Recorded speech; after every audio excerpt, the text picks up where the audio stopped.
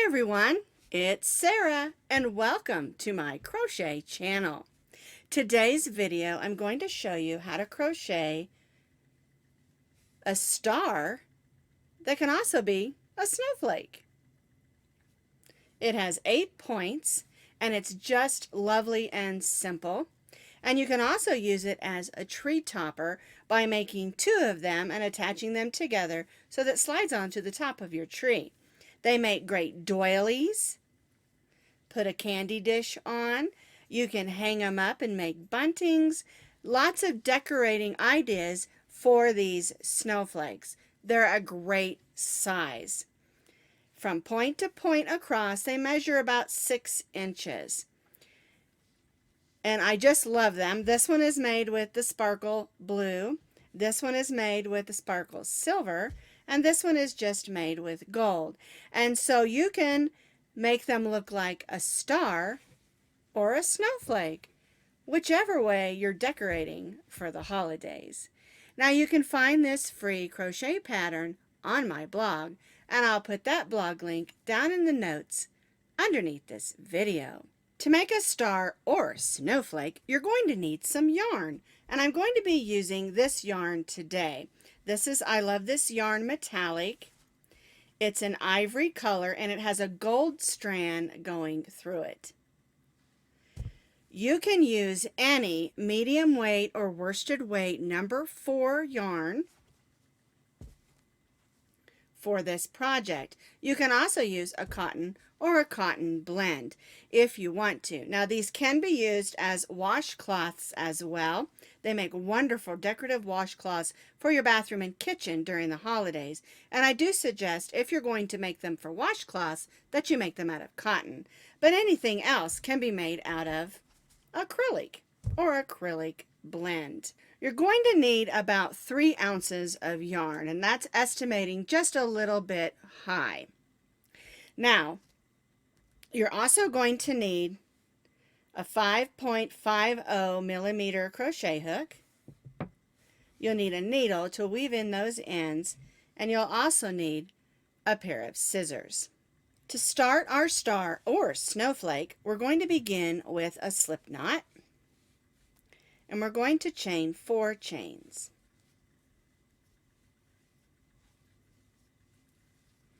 We're going to join this chain 4 into a circle, so we'll put our tail of yarn over our hook and pull it through the loop that's on our hook, and then we'll just snug that down and tie that stay knot.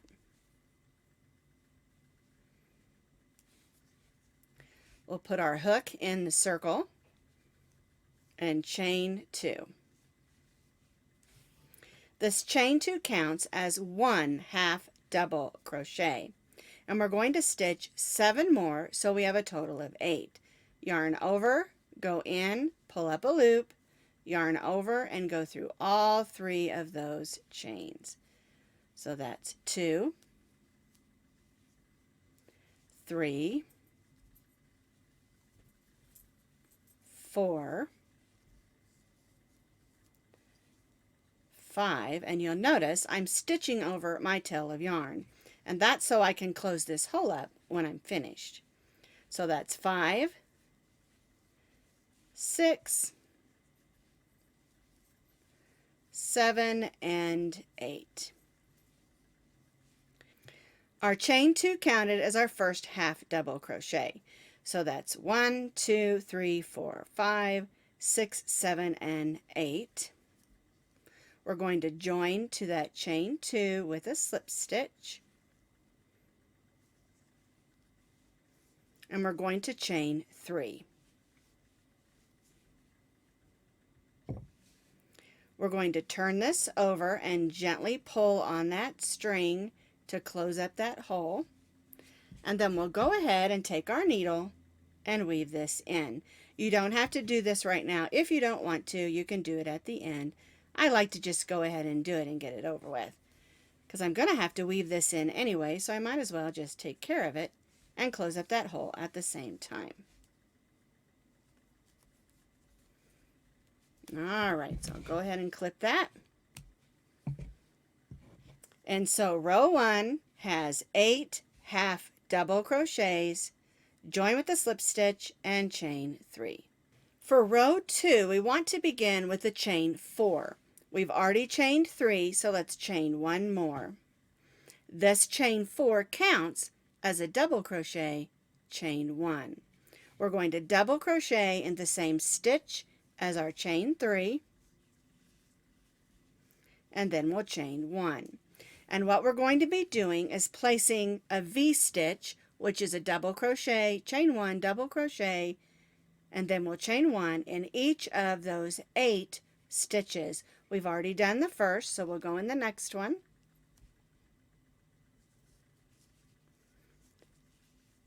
Double crochet, chain 1,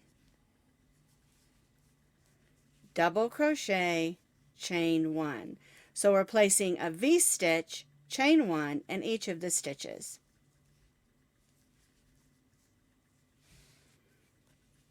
Double crochet, chain 1, double crochet, which is a V-stitch, and then, oops, and then chain 1 in each of the stitches around.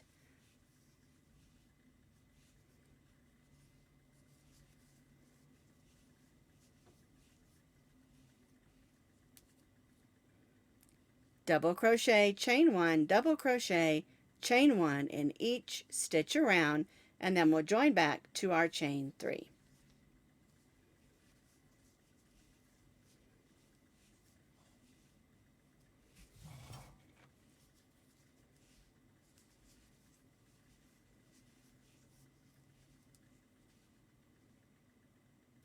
I've stitched my 8 V-stitches with chain 1s in between. I'm going to join to the top of that chain 3 with a slip stitch, and then I'm going to slip stitch in between that first V-stitch in that chain 1 space, and then I'm going to chain 4. And again, this chain 4 counts as a double crochet, chain 1. All right, now for row 3, we're going to place a double crochet in that same chain 1 space of that first V-stitch, and then we're going to chain 3.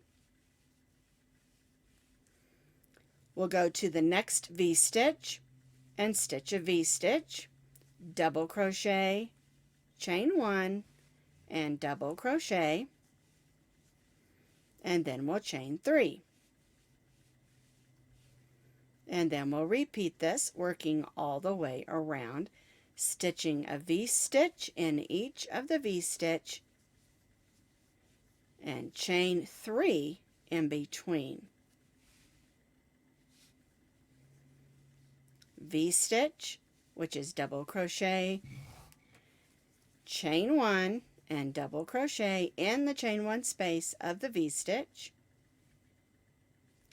and then chain 3.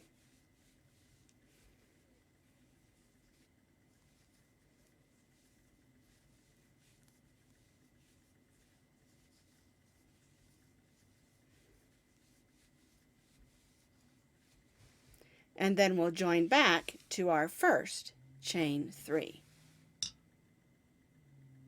I've completed those 8 V-stitches with chain 3s in between. Here's my last V-stitch and chain 3. I'm going to join to my chain 3, and then we'll slip stitch in that first V-stitch and chain 4. And again, this chain 4 counts as a double crochet, chain 1. All right, now for row 4, we're again going to stitch a V-stitch. So we'll stitch another double crochet in that first stitch. We're going to chain 2, and then we're going to single crochet in the second chain of that chain 3 and chain 2. So we V-stitched in the V-stitch, chain 2, single crochet in the second chain of that chain 3 and chain 2. All right, let's repeat. V-stitch, which is a double crochet, chain 1, double crochet in the V-stitch, chain 2, single crochet in the second chain of that chain 3 in between, and chain 2, and repeat. V-stitch in the chain 1 space of the V-stitch,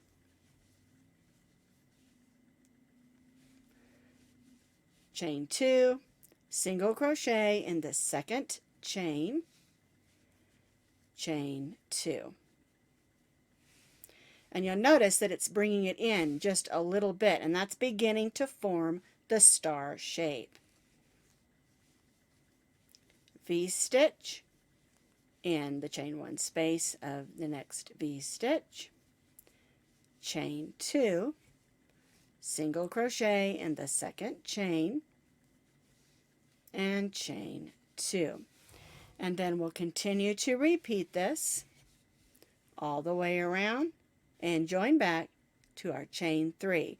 Now remember, when you're joining, we're joining to the chain 3 because our beginning chain 4s count as a double crochet chain 1. I've completed my 8 sets of V-stitch, chain 2, single crochet, chain 2, working all the way around.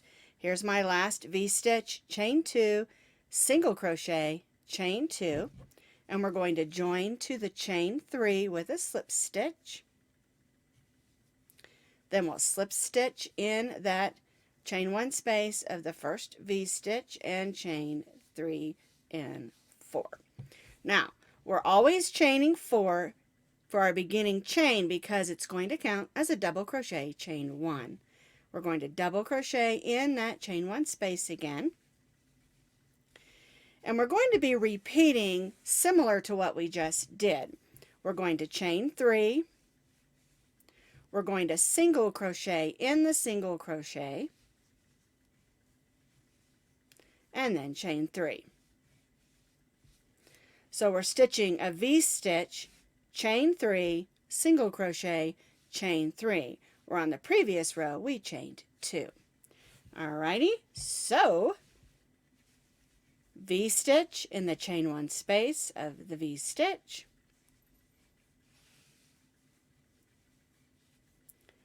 chain 3, single crochet in the single crochet, and chain 3.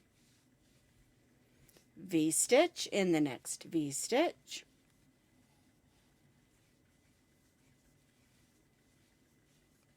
chain 3, single crochet in the single crochet, and chain 3.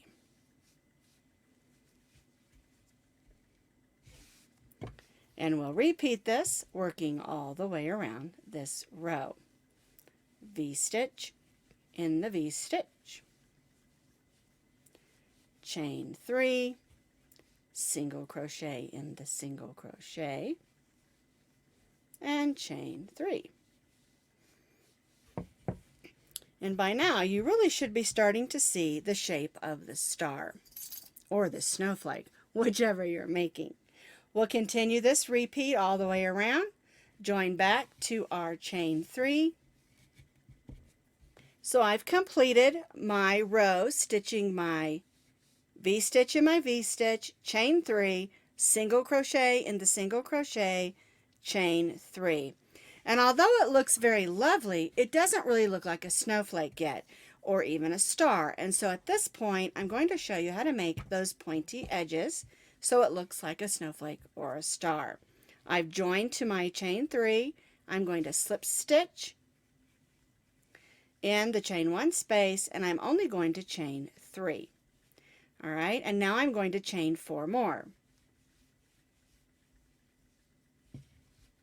We're going to count back 1, 2, 3 and slip stitch in that 4th chain from the hook, and then we're going to stitch a double crochet in that chain 1 space. And that should give you a little bump. All right, we're going to chain 4. We're going to single crochet in the single crochet and chain 4. And so what we're doing is a double crochet with a picot on top, and then a second double crochet, chain 4, single crochet, chain 4. All right, so we'll double crochet in the next chain 1 space of the next V-stitch. We'll chain 4. We'll slip stitch in the 4th chain from the hook. 1, 2, 3, 4.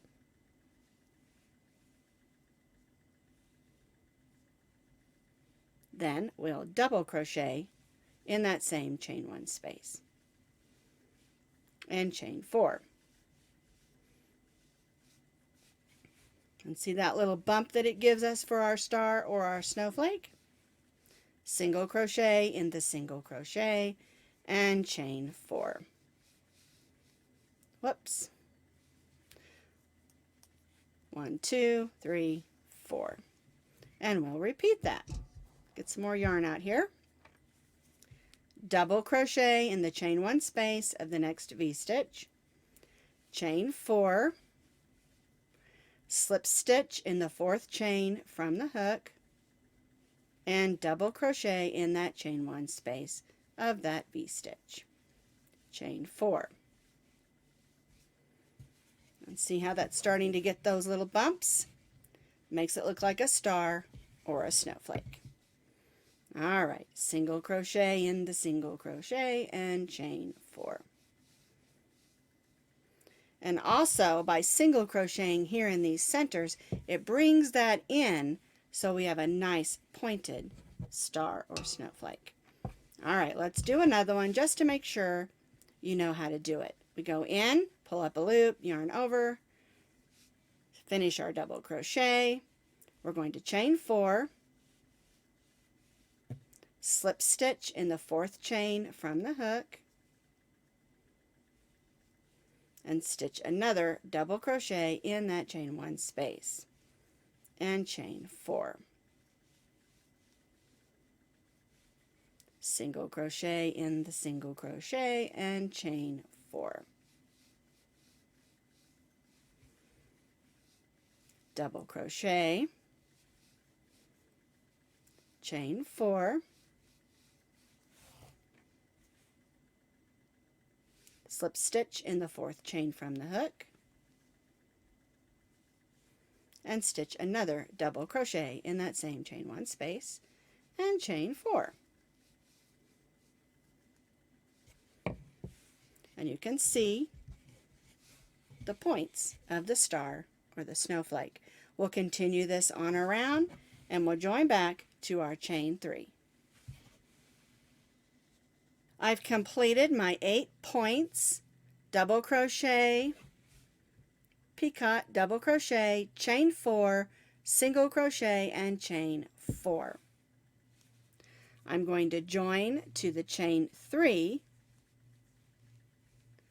with a slip stitch, and I'm going to cut my yarn because I'm finished. We'll tie that off. We'll use our needle to weave that in to the back. Now, if you'll notice, sometimes when you make a star or a snowflake like this, it's not real crisp. And one thing that you can do is stiffen it up. And I'll explain to you what I do to stiffen up my stars and my snowflakes. Once you've completed your snowflake or star, it may not be as crisp as you would like it. And there's 2 different things that I do.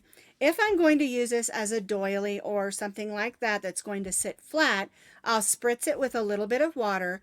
I don't get it soaking wet, I just dampen it and pin it to a blocking board till it's dry. A lot of times I just set it on top of my dryer if I'm running a load of clothes.